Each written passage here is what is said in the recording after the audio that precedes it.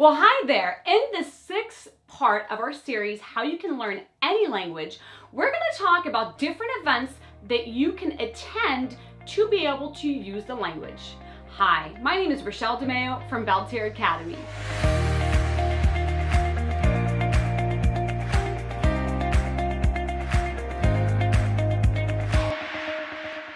So regardless of where you live, you should truly seek out events that you can attend so that you can practice the language that you're learning and possibly maintaining. Hopefully you are maintaining the language if you've already learned it. So where do you find these events if you live in a country that does not speak the language that you're learning?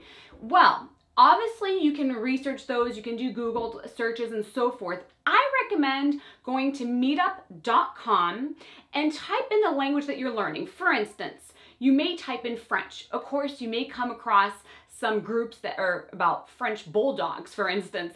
So you can ignore those if those don't apply to you. However, if you're learning French and you look at French and it's in the area you live and you're like, wow, I didn't realize that there were so many different French speaking groups around me.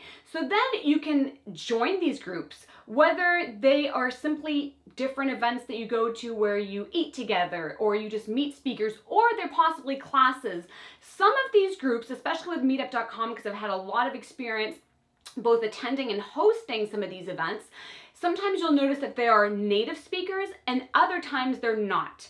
They are other people that are, that like the language or the culture. So you might have to kind of see which one is a good fit for you. So at the beginning, just be open-minded, attend different meetup groups. Don't even worry, about, how it's going to pan out long-term. But when you're there, I want you to seek out people that have similar interests or possibly a certain stage of life than you, because that's where you're going to be able to create friendships. And with those friendships, you're going to be able to practice the language and use the language hopefully almost daily, if not daily. So Meetup is one resource. You can also look on Craigslist, believe it or not. Again, I would just type out the language. Don't necessarily look for course if you're looking for an actual event. It could be a festival that you're researching. There are a lot of different groups on Facebook. Again, whether they're expat groups, you may be searching, for instance, for a Russian expat group so that you can continue practicing. So you could research that. The key, and I've mentioned this in other videos, if you're looking for truly to be with native speakers, especially on these different expat groups on Facebook, is to type it in the language that you are looking to use. So if I'm looking to use Arabic, for instance, I'm gonna have to either ask a friend, a native friend that speaks the language, or research it and make sure it's accurate to find how would I say an Arabic expat group.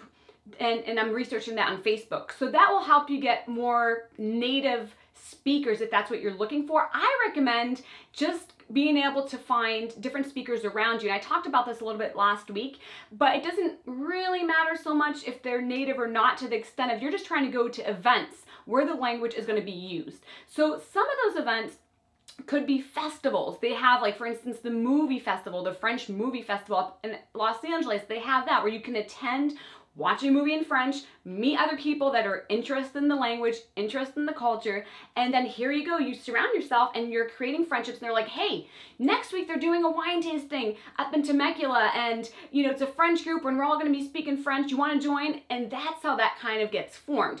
So you're really researching different events. It could be events that are suggested by the French Alliance Française, or other groups. So again, when you're researching, you're just looking for things around you that are going to be in the language. And for these events, even if you're like, it doesn't really seem like it's authentically from the country, it's not authentic Italian, for instance, well, you still might want to go because you might have a great experience, and then from there, discover other types of events that are hosted where you can meet people that speak the language, and whether it's a music festival or movies that you're watching, or something that has to do with beverages or food, or possibly it's like a Viking festival and you're like, that's cool, there's some Norwegians here, this is great, and some of them are native, some aren't, but then you're like, this is just a fun experience culturally, and then you're meeting people that are Norwegian, and you're creating those connections, and then you're assisting other events. So it's really a win-win situation in my personal belief. So you could research different community events. That will certainly help tremendously. And, you know, again, when you're going to these, remember, this is like entertainment. This is fun. This isn't like, it shouldn't be work. This should be after you've taken a course, not necessarily after, during as well, but like as you're learning your language, this is like, hey, now I get to do something fun in the language. Like maybe it's been hard, like wow, those irregular verbs are really tricky to learn. And you know what? Give yourself a break when it comes to like language learning. When you feel like I don't know all these terms, or watching a movie, I don't know how to say projector or certain things, for instance, relax a little bit. You're there to have fun and experience the language, experience the culture through fun events. So start researching those events. As I mentioned, I'm going to provide you some resources below in the description and the YouTube video. And once you sign up for these meetup groups, you'll be notified of future events. You might consider even hosting your own events, possibly in your class. You have other students that really want to stick in the language. You're like, hey, why does everybody come over my house once a month? We're going to try out a French recipe and we're going to try to make crepes. We're going to try to do this. We're going to speak in French, or, you know, again, whatever language you're learning or maintaining. And you could be the one initiating that. I even create a group purposely for the reason of being able to keep up with Italian and do events regularly, so I know I'm using it and practicing it, but it's fun. So attend these meetup groups, look out for these different meetings and events and festivals, and possibly consider creating your own. Next week, we're going to dive into our 7th part of this series, how you can learn any language. Please like the video. I appreciate your support so much.